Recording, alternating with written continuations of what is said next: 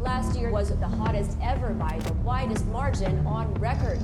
Earth has just experienced the hottest year since records began. This is the worst drought to hit South Africa. The building El Nino phenomenon will change weather from coast to coast. 12,000 square kilometers of coral are in danger of being wiped out. Food sources for many of our people in the other islands goes with it. There are climate change migrants, people who can no longer grow crops on their land. Scientists are highlighting the urgency of cutting greenhouse gas emissions. 2015 is the hottest year ever recorded by mankind. Over 750 deaths have been reported. The powerful Category 5 storm is the strongest ever to hit the South Pacific nation. Data published by US and UK meteorologists say the sharp increase in 2015 can be attributed to human activities, notably the burning of fossil fuels.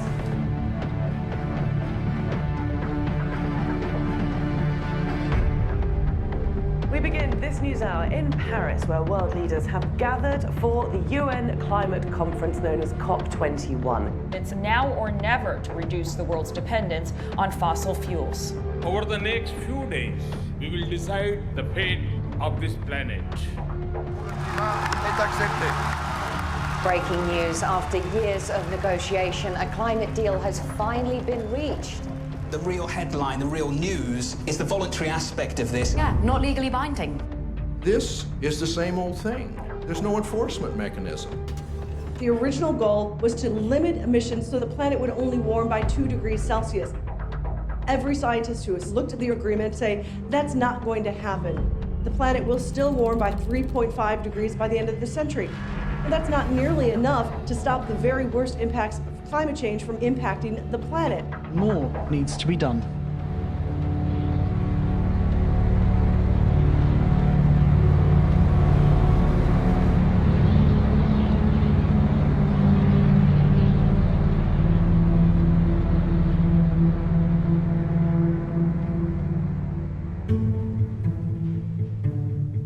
Coming out of this climate summit, we see a very clear gap. The politicians are not stepping up. We're seeing the people and the movement stepping up to close that gap. There are groups around the world organising to shut down the fossil fuel industry during May 2016. It's time that we begin to take the issues that impact our climate and our environment seriously. Break Free is a global moment where, for the first time in the movement, we're seeing a very concrete time frame when escalated actions are happening across 6 continents, targeting major fossil fuel projects with the message that the oil, gas, and coal need to be kept in the ground. It is our future. We must say no. The level of urgency is coming together very clearly worldwide. We can't wait for the politicians to catch up with that understanding. So people are basically taking things into their own hands and doing what needs to be done on the ground.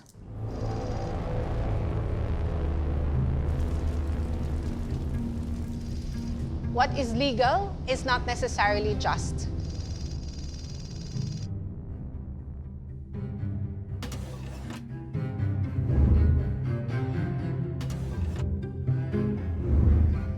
We cannot simply confine ourselves to what the law offers for us to demand a different world. I remember the time when to even distribute flyers about the issue of oil was against the law. Things remain the way they are because we allow it. The moment we do not allow it, we take away our consent, then change happens very, very rapidly. In 1986, we were able to successfully oust the dictatorship Marcos. It was not just a struggle against repression of our civil and political liberties. It was also a struggle against a dictatorship that had many dirty and harmful energy projects.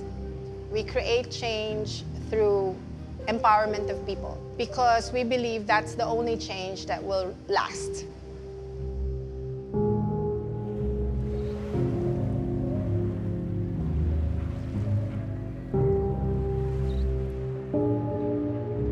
Makikita nyo siguro pagpunta nyo dito sa baybayin, may pagbabago ba sa kalagayan at ng kabuhayan, ng tirahan ng mga mamamayan na siya daw unang makikinabang sa pagtatayo ng ganitong klase ng enerhiya dahil sa mga ibibigay nitong mga trabaho, kalsada, paaralan, wala ka namang makikita.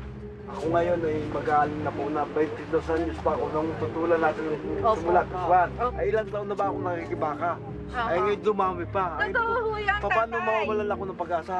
Matitigil pa ba? Ito'y dumami pa. Hindi po tayo nag-iisa. Halos sa buong mundo po, nananawagan na ang mamamayan ng mundo na itigil na ang pagtatayo ng mga power plant. At sa Mayo, tayo ay lalahok sa pangmundong aksyon laban sa coal. We allow our nature to be destroyed by selfishness. And the progress that has been achieved is only for the few. The church has to educate our people to oppose this false progress. Globalization cannot be avoided. What is globalized is materialism, consumerism, lack of care for others. What must be globalized is concern for one another. The whole world is our responsibility. Everything that we do, we are responsible before God to make our world better each day.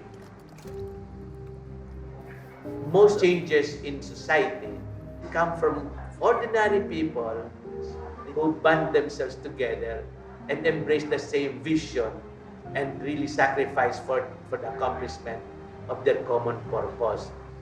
We have to protect every individual and we have to protect our environment.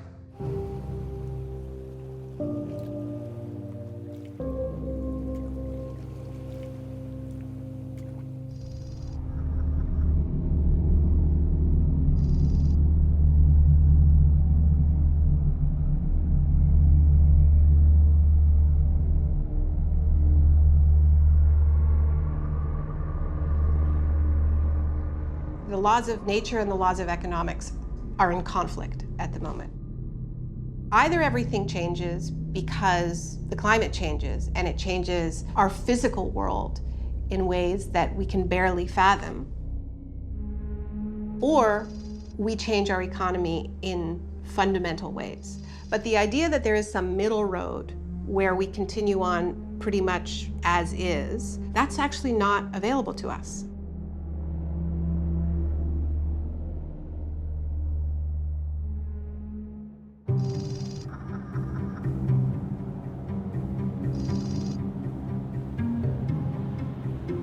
Vancouver, like a lot of port cities in the Pacific Northwest, is being eyeballed to be a significant export point for a lot of fossil fuels.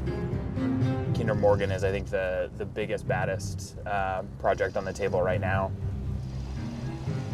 It would be expanding a pipeline currently moving 300,000 barrels of tar sands a day to close to 900,000 barrels a day.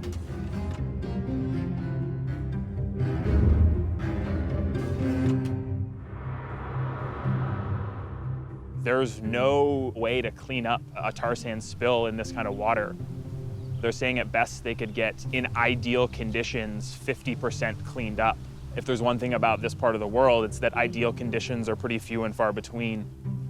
The pipeline itself crosses a lot of very important rivers for people's drinking water, for communities, for the salmon stocks, which are so important to this region, all the way as it goes back to northern Alberta, where we already know the impacts that it's having on the Athabasca River, which has become one of the most polluted waterways in the world, and the human health impacts that's having on First Nations communities downstream.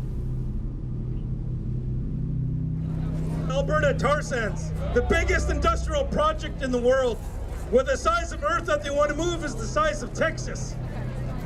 Kinder Morgan make $13 million a day. And not only do they make that much, but they're subsidized by our Canadian government. We immobilized the community, 100% consensus by Tsleil-Waututh Nation, where we had a referendum and they said, we could negotiate for millions of dollars with Kinder Morgan. That could help some of our people out of poverty. Or we could use our own little resources that we have and fight them. 100% consensus, we chose to fight him.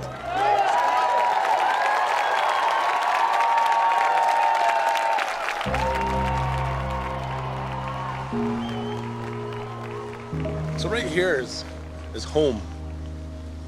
You know, we haven't left. This is where we've been for thousands of years. 85% of our diet came from the waters behind us.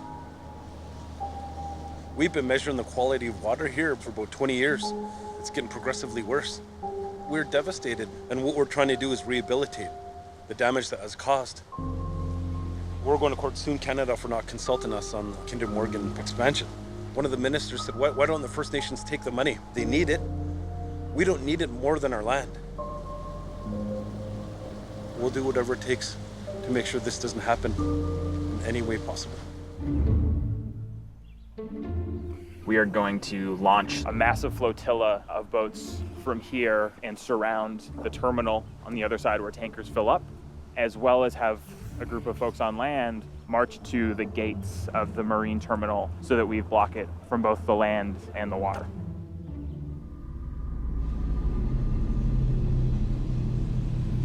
It is in a lot of ways a battle between a story of the old and a story of the new.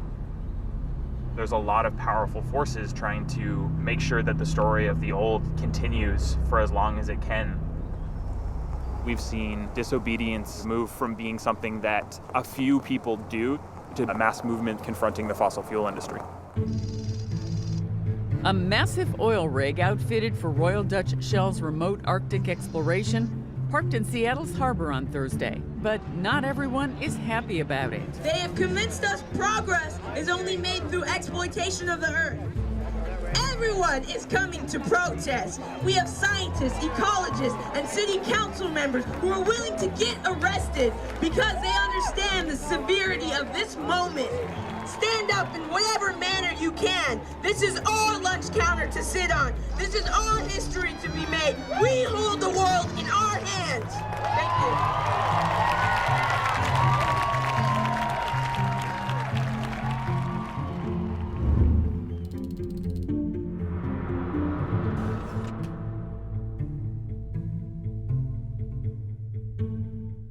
Civil disobedience is a powerful tool in social justice work.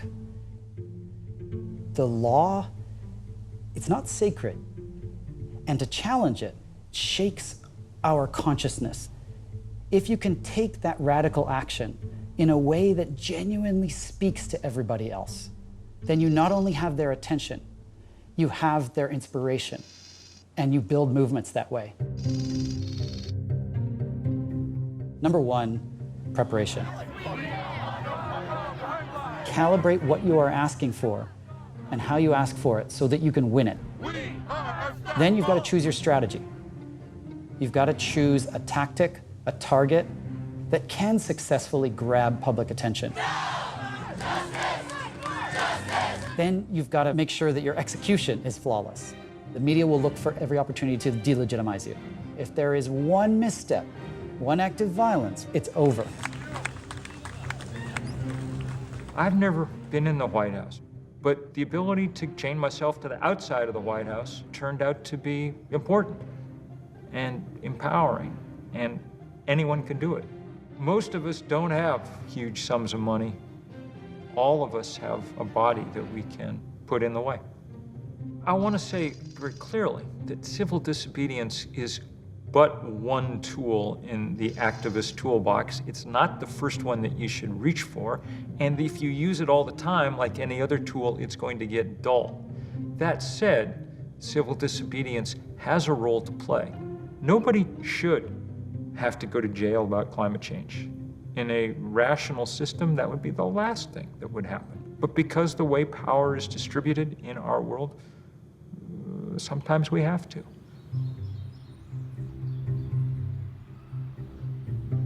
One of the central threats to democracy today is the corporate capture of government.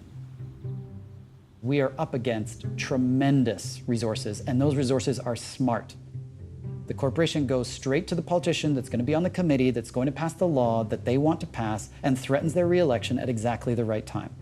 The strategy of global corporations on climate change was partly to recognize that they had a trump card with the United States government. They could stand in the way of global action by blocking American action. There's a level of state failure in the United States. The legislature is bought and paid for by oil companies and other companies.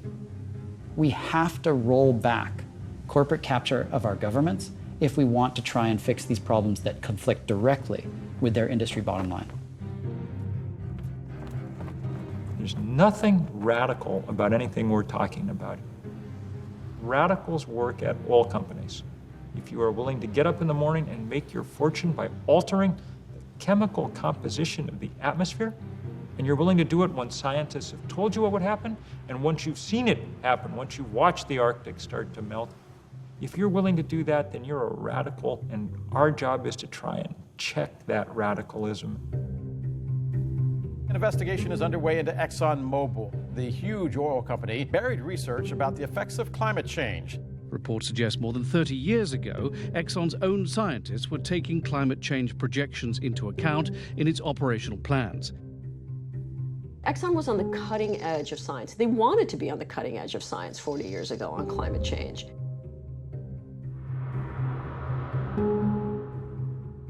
They understood that farther down the road, if the science was accurate, there would be limits placed on emissions from fossil fuels. So their strategy at that time was that we want to have a say in what those limits look like.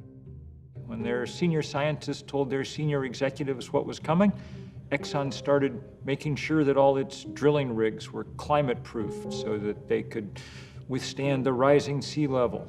But they did not tell the rest of us, just the opposite.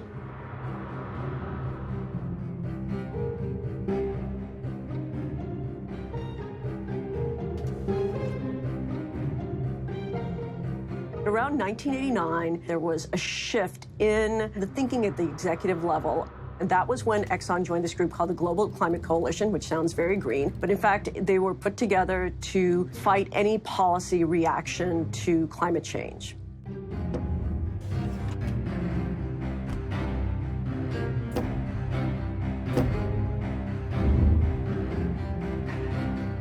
Exxon and others ended up hiring the veterans of the tobacco industry to try and make the same basic argument that the cigarette guys had made.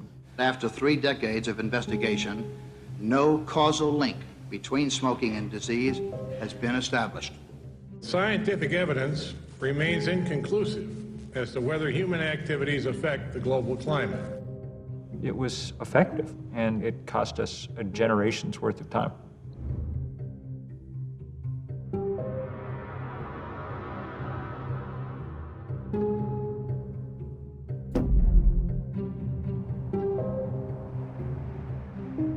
We just recently crossed 400 parts per million CO2 in the atmosphere.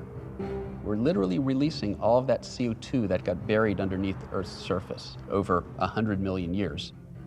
And we're releasing it over a time frame of 100 years, 1 million times faster than nature buried it.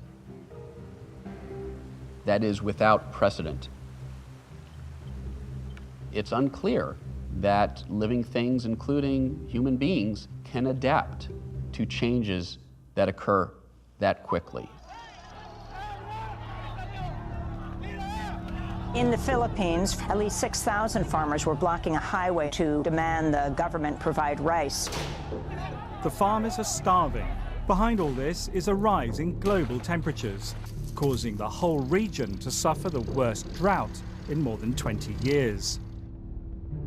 We've begun to see serious stress on the global food systems. We simply won't be able to grow enough food to feed 10 billion people in a warming world.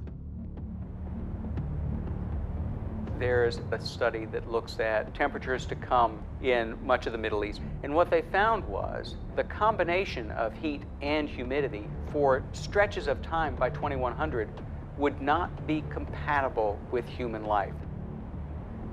The new study published yesterday finds climate change exacerbated the worst drought ever in modern Syria, aggravating social unrest in the country and helping to push it over the brink into civil war. A record 1 million refugees and migrants have now crossed into Europe in Europe's worst refugee crisis since the Second World War. In other words, the very real security threat posed by climate change is only going to get worse.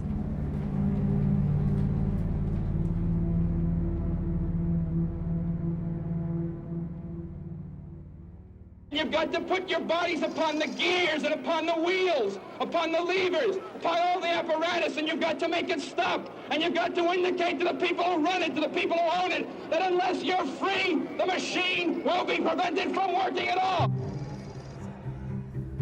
Social movements are different from ordinary politics in that they are not simply about how to divide up the goods, but about what a good is.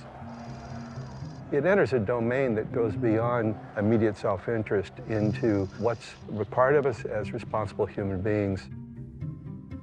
The secret of civil disobedience is moral clarity. Gandhi said, "I am a human being first, and a citizen of my country second." He targets the fact that Indians aren't allowed to make their own salt, and has a massive salt march across India to the coast where he bends down and picks up sea salt. How could someone possibly prevent you from doing something like that? He's taken the weakest point of his opponent and targeted it to generate the most moral clarity.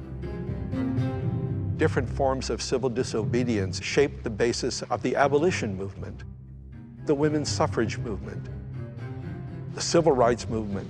It's time for us to say, if you don't do something about it, we will have no alternative but to engage in broader and more drastic forms of civil disobedience in order to bring the attention of the nation to this whole issue in Selma, Alabama.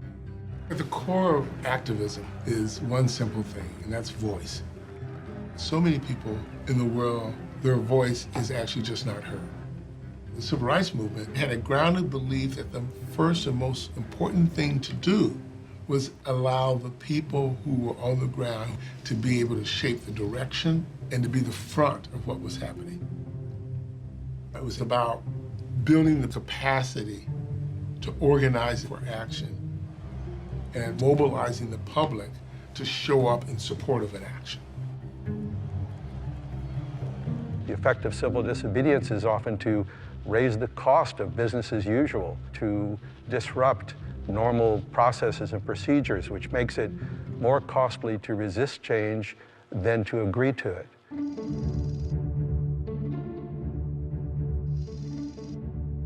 The African people are realizing that apartheid means nothing else but oppression and exploitation. To change these conditions, the leading black liberation organization, the African National Congress, had begun a mass movement of civil disobedience, defying the laws of racial superiority called apartheid. Civil disobedience brings a spotlight to the violence of oppressive states and industries. The civil disobedience that occurred in South Africa during the apartheid years defied all apartheid laws. And it was really, really strong because it happened everywhere. From street committees to unions to labor movements to student movements, everybody found an aspect of apartheid laws that affected them and then used some kind of mechanism to defy it. It didn't change overnight, and it wasn't one day of civil disobedience. It takes time, and you will have obstacles, but I really don't think there's any fight that we cannot win if we have the numbers.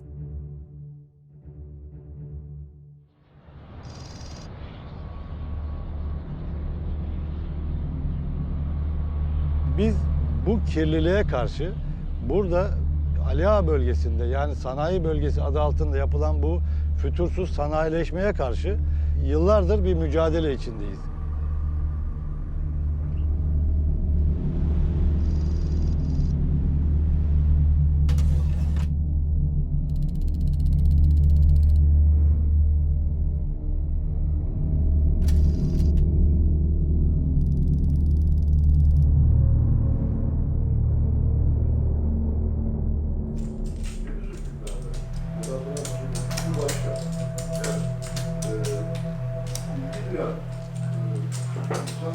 Kapitalizmin hakim olduğu bir süreci yaşadık. Genelde onu yaşıyoruz. Şimdi özel şirketler etütleri yapıyorlar kendileri aralarında. Biz karşı çıkmaya çalışsak da, karşı çıksak da ikinci bir çevre hareketiyle kendileri çevre etütü yaparak bu sayfaları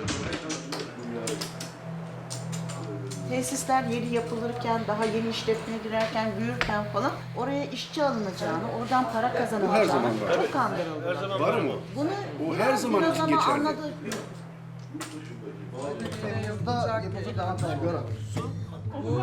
1989'un Mart'ında arkadaşlarımla birlikte belediye başkanı seçildikten sonra Ankara'dan bir çevre genel müdürlüğünden bir bayan telefon etti. Dedi ki tanışmıyoruz ama önemli olduğu için size Ali Ağa için bir kara haber vereceğim.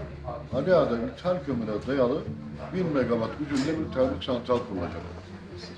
Şii'den Kırağa kadar bütün belediye başkanlarını çağırdı. Türkiye'de vahşi kapitalizmin bir göstergesi olarak Ali Ağa'da başlayacak olan bir saldırı. Termik santral kurulmaz. Halkımız istemiyor çünkü. Termik santral alanına ağaçlarımızı, çocuklarımızla, evrim coşkunlarla, yavrularımızla dikeceğiz. Gücünüz yetiyorsa gelin söndürün. Burakları çınlasın İzmir Büyükşehir Belediye Başkanı'ydı o zaman. Yüksel Çakbu ve bizim 18 belediyemiz yine bir sevgi zinciriyle protesto ettik. Aşağı yukarı 60 kilometrelik bir alanda 50 bin kişinin katıldığı bir çevre hareketi. Bunu o gün yaptığımızda belki de Türkiye'de şimdiye kadar yapılmış olan çevre hareketlerinin içerisinde en çok ilgi gören eylem oldu. Bu sanayi burada bizim verdiğimiz mücadele orada sadece bir termik santralı durdurabildik. Ama geniş bir alandaki sanayinin devam etmesini engelleyemedik.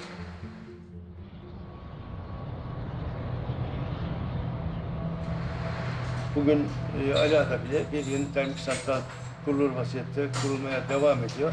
Kimse ses çıkarmıyor. Oradaki insanlar adeta bizi kovalayacaklardı.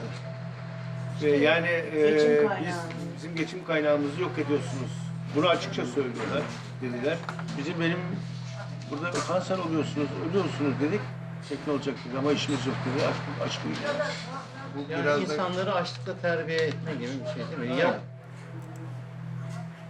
Ben onları iki belediye otobüsüne bindirdim, yatağına götürdüm. Yatağında nasıl etkilendiklerini anlatan bir köye var. Hatta birinin burnu tavşan burnu gibiydi. Birisinin kulağı yarımdı falan. Onlar anlattılar. Yatağın termik santralinden kaynaklanan doğum, sakat doğum oldu. Dönüşte tüm horoz yediği şeydi, eylemdi. Bir eylem planımız var. Bu eylem planımıza da Türkiye'deki fosil yakıtı karşıtı bütün yaşam savunucuları, uluslararası fosil yakıt karşıtı yaşam savunucularını buraya davet ediyoruz. Hep birlikte el ele bu fosil yakıtlardan kaynaklı kötü gidişe bir son vermek istiyoruz.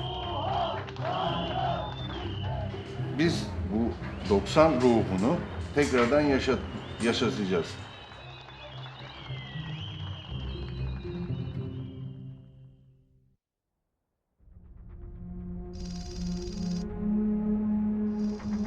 You cannot pretend that we do not exist. You cannot plead ignorance to our problems because we are here. What power means in the context of social change is, of course, the story of David and Goliath. The Philistines send their powerful warrior Goliath to go confront the Israelites who are afraid. Until finally, David, who is not a warrior but a shepherd, went to King Saul and says, "Let me go fight Goliath." The king says, "You're not equipped. You got to take my sword, my shield, my helmet. They're so heavy he can't move." And he reflects for a moment and says, "Wait a second, I'm a shepherd, not a warrior." He takes off all that armor, picks up a few stones, goes to face Goliath. It's only when he discovers his own resources, not those of his opponent, as the foundation of his strategy, that things begin to shift. And that's what creates those moments of opportunity for the Davids of this world.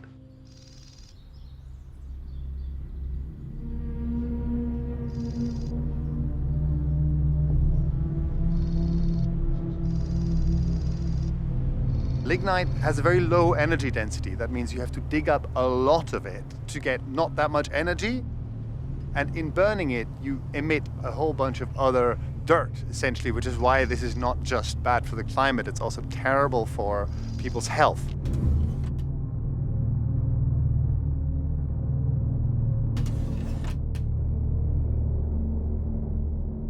Germany produces and burns more lignite than any other country in the world in absolute terms, including India and China.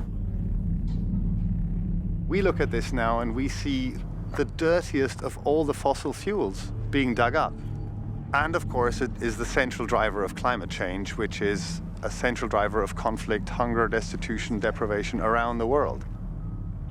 This stuff has to be left in the ground. This little town called Proschim produces 100% of its own electricity from renewables and still exports stuff into the grid. Like, this village is actually the future we need.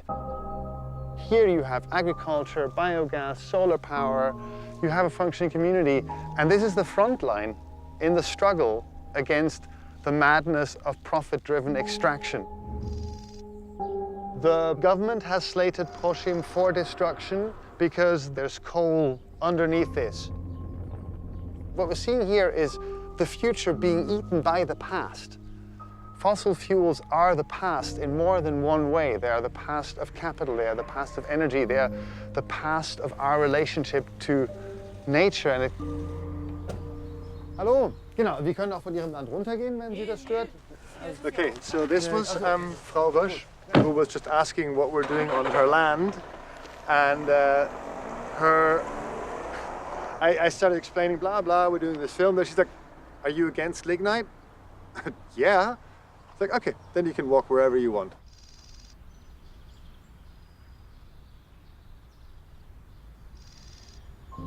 Folks lived here a few years ago. This was their lives. The government said, you can't be here because we're going to dig this up because there's coal underneath. They had grown up here. They were planning to maybe die here. These kinds of images, that's also why we're doing this. There's folks here being evicted from their homes because we cannot stop destroying the environment. This cannot go on. All the political work that you're doing when you're mobilizing for a big disobedient action will ultimately be for naught if the action isn't a success in tactical terms. I'm going to tell you the situation as it was last year. Here is the open cast mine Garzweiler. This whole area was our action target. Now, there are always two kinds of obstacles that you need to bear in mind. The first is geographic, or let's call them technical obstacles. Then, second challenge, police and corporate security. Let's call these human or political problems. Our goal is not to fight the police. Our goal is to get around them, because they're not our enemy. Our enemy is the lignite production inside the pit. So when the police start forming a line, with sheer determination, we are walking through the police lines, not hitting them, not engaging them violently, but just walking through. We ensure that all of the 4 action groups manage to get into the pit. I've been doing civil disobedience actions for 17, 18 years now. It's very hard to get a sense of empowerment, to actually really feel in every fiber in your body that you can make it. We can actually stop this.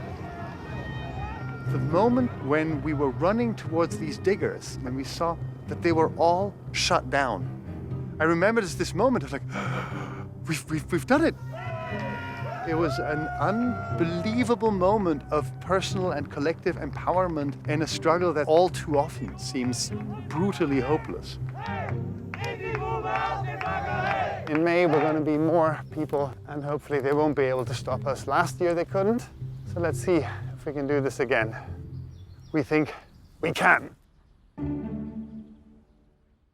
If you say you can't deal with climate change without a revolution in values, a revolution in the way we think, people will say, well, we don't have time for that kind of thing.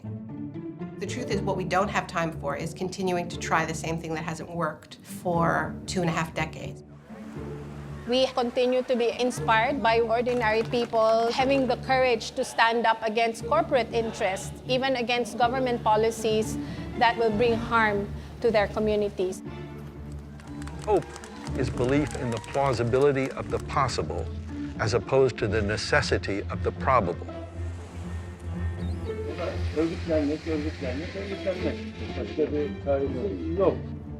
We don't have the tanks and we don't have the armed forces. Non-violent civil disobedience is me making my voice heard against a powerful force that is holding us back. Keystone turned out to be a great victory because all over the country and the world, people looked up and saw, you actually can beat big oil. It may seem impossible right now to prevent climate chaos, but social movements have shown that the limits of the possible are there to be moved. My hope is that we come out the other side of this with the global sense of a new kind of power in the climate movement. What we need are new ways to do new things. To practice civil disobedience is necessary to be able to pursue a better life for our people. Batangas now is the center of action against fossil fuel. It's quite possible that a more radical approach will bring rapid change. It's straight math. How many people are active and engaged on this issue? How hard are they pushing? How coordinated are they? It's the people who are engaged that determine what government does. And all we have is a choice to make about whether we're going to be one of those people or not. The science is pretty dark and things are changing very fast. But I am absolutely sure there is going to be one hell of a fight.